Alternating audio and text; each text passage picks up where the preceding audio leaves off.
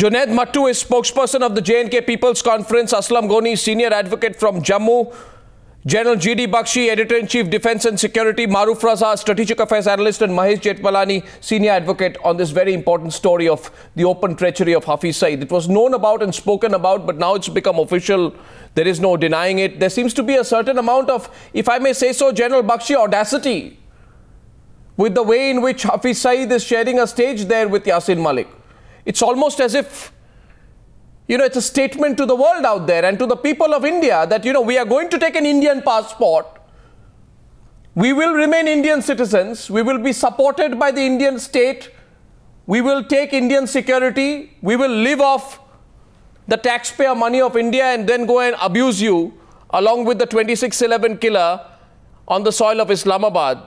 Mr. Bakshi, you see the audacity as well? Arnab, this is a truly preposterous state of affairs.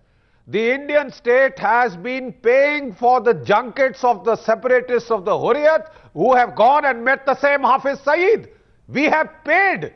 Your and my taxpayers' money has gone to support those trips. The government of India has paid for this. And now we have this gentleman who has been, at the recipient of so many slush funds or whatever, and he has gone across and met the mastermind of 2611. Can there be a greater slap on our faces? I mean, we are a soft state. I mean, the whole world knows that. Do we have to look utterly ridiculous? This state of affairs, I do not see how long we are going to sort of tolerate this, how long public opinion is going to tolerate this. We have a very important state functionary, the chief minister, almost inciting people in the valley to sort of this thing, almost committing contempt of the Supreme Court. His father at least was balanced enough to sort of, take a more restrained view.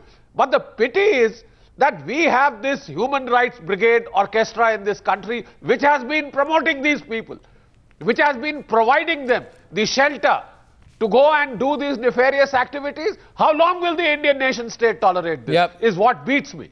I'm with you. Now, Junaid Mattu, your spokesperson for the J&K People's Conference, Sajjad Lone's political outfit. I don't know if you saw this, Mr. Junaid Mattu, but Sajjad was in complete denial when he came on News Hour 2 weeks back. He said, no, this cannot happen. Your information is incorrect. These Hurriyat people don't meet Hafiz Saeed. They don't meet the ISI. Obviously, either political parties like yours know, or even if you know, you are scared of speaking the truth. That these links with the Lashkar groups and separatists is the biggest open Sajjad fact. Yes, go ahead, sorry. When Sajjad spoke to you, he did not deny it. He said your information is probably incorrect. He does not have information. At that time, it was speculation. Really? What your sources would have been, it was speculation. And he clearly stated his position on it. We don't condone if Hafiz Saeed is involved in what he's claimed to be involved in. We have never condoned it as a party. And our stand on that is very clear. But your vocabulary will be your vocabulary and my vocabulary will be my vocabulary. So describe it in, Junaid, describe this in your vocabulary. Let me present a situation that a mastermind of 2611 is not a diplomat, right? He's not a statesman. He's not an elected leader. I want to ask you today why the separatists need to go and bow down before him every time they go to Pakistan. Every time they go to Pakistan, why do the separatist leaders have to go and bow down before the killers of 2611? In the confines of your TV studio, you're welcome to academically discuss Kashmir as a fantasy issue, but this is a conflict. No, give me a new line. Give me a new line. Give me a new line. Answer the facts. Answer the facts, Junaid Mattu. Junaid Mattu, listen to me. No, don't give me rhetoric. Give me facts.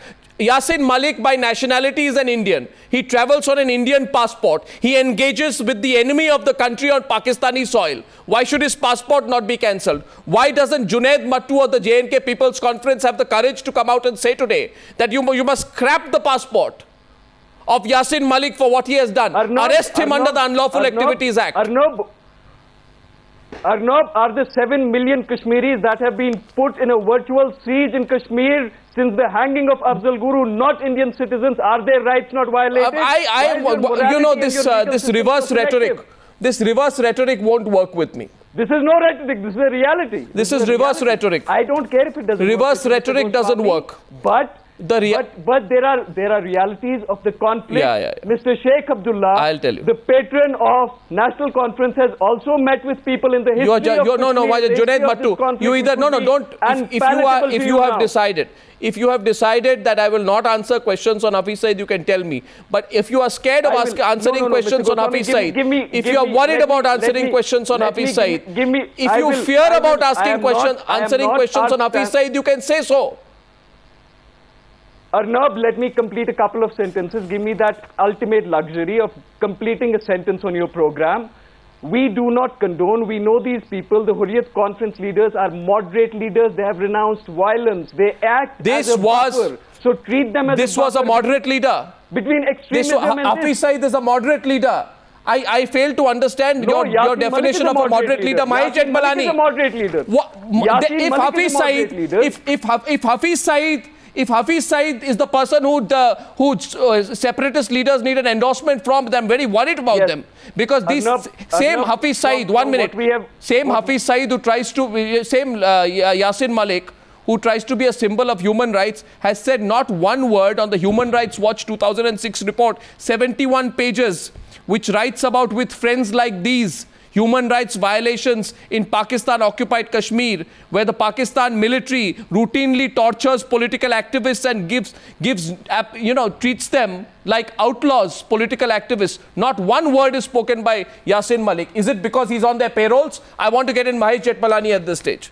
Mahesh Jethmalani, can we simply watch this and let Yasin Malik come back and lead a normal life once again on our soil?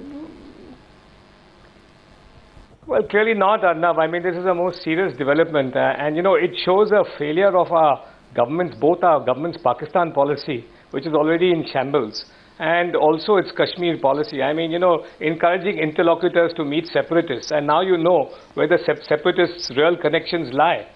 This is not just a question of abuse of his Indian passport. I think some serious interrogation has to be done as to what Yasin Malik's links are with Hafiz Saeed. How does he meet him? How often does he contact him? How did this meeting transpire? I think the Indian government has to do a lot of probing and interrogating on this aspect, because this is, and I don't know what signal Yasin Malik is trying to send out by meeting him. That itself, is a matter for deep speculation and contemplation. What is the message which he's trying to send out? Is he trying to suggest that if you hang a terrorist, albeit a Kashmiri terrorist, if you hang him, then he has a license thereby to go and meet an enemy of India on Pakistani soil? I mean, is that the suggestion he's making? Is this a veiled threat to the Indian government? Oh, yes. All these questions demand an answer, and I think the Indian government ought to interrogate him very soon. You know, when we exposed, I mean, at what time Sajjad Lone, came and said your information is incorrect, the second week of January, Shabnam Lone, Sajjad came on the show and he said your information is probably incorrect, that these Hurriyat leaders go and meet Yasir, Hafiz Saeed and all that. At that time, I had asked Sajjad that, are you aware that according to several, intelligence sources and media reports, these Hurriyat leaders who went to Pakistan were briefed by Hafiz Saeed on how they will target Kashmir around the time and before the Americans are leaving Afghanistan. This was reported. And once again, the Hurriyat leaders, including Sajjad Lone, said, no, this is not possible. You're talking from the confines of a TV studio. You know nothing, etc., etc. Now, I have these pictures of the 2611 mastermind with Yasin Malik. And I'm absolutely sure that as a lawyer, you too will insist that under the Unlawful Activities Act, Prevention Act, Yasin Malik should be arrested the moment he comes back to India. Shabnam Lone.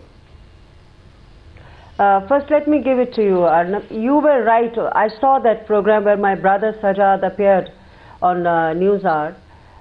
He said he did not know much about the Hurriyat. Obviously, he's not in the Hurriyat. He's not a Hurriyat. He could not have acted as a Hurriyat spokesperson. What is the agenda of the Hurriyat? Hurriyat must be knowing. Sajjad was not in a position to explain that.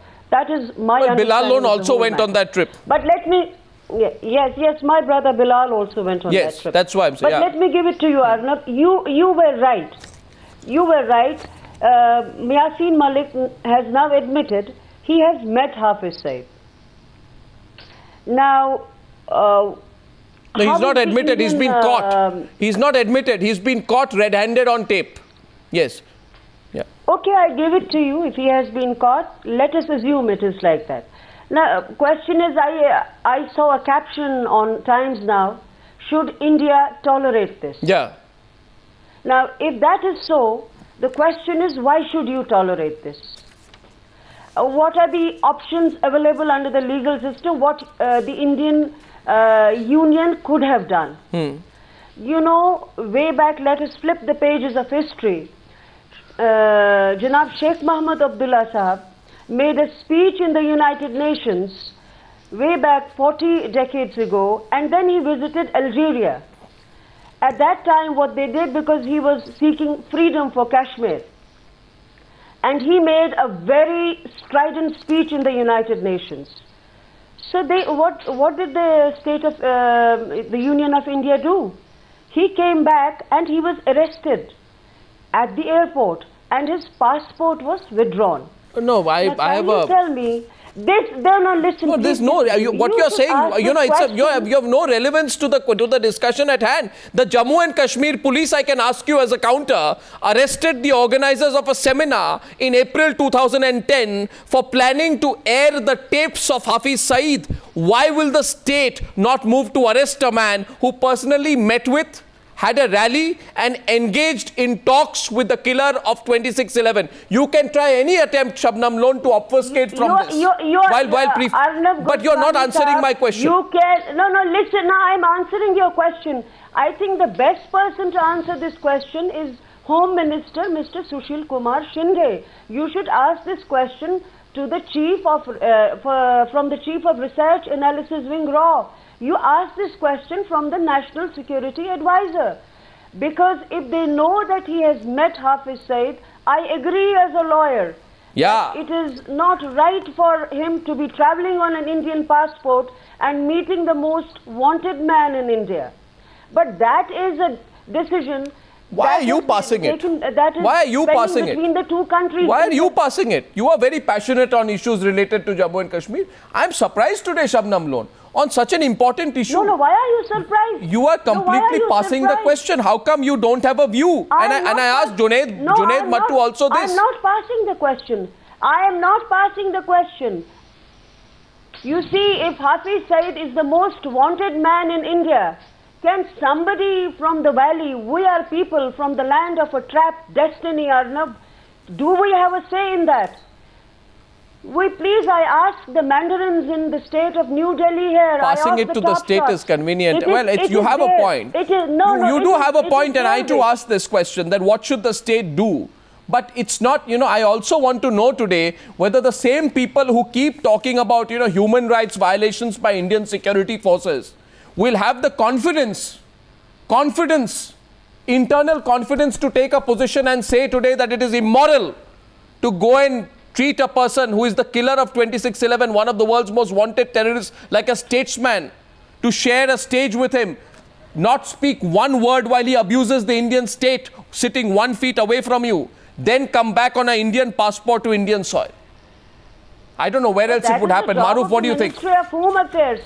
That is the job of the Ministry of Home Affairs. I wanted to know if all the people who take such a strong position on Kashmir otherwise will take a strong position on this, and clearly the answer is no. We do not condone any terrorist act. We are all Maruf, in Kashmir. I'm speaking opening up for debate. We are against the perpetrators of 2611 people. In fact, people who killed innocent in people. Fact, indulged in mayhem, indulged in terrorism. We are against terrorists. We are against terrorists. In fact, I would go on to say that all those human rights activists, all the fellow travelers, all the sympathizers who think it's fashionable to speak in favor of Mirwais and Yasin Malik are also silent today. And I wonder why this selective silence is going on what is clearly the biggest news story of the day. Maruf, where do you stand on this? Arnab, let me sort of bring out 4 points. The first is Hafiz Saeed is a globally recognized terrorist now, And this is the same man who read the Janaza Namaz of Osama bin Laden in absentia, what he's done in the case of Afzal Guru. It's sad that Afzal Guru should not be equated with Osama bin Laden, but by those who have got Hafiz Saeed involved in the whole exercise have now given Afzal Guru a further veneer of a terrorist.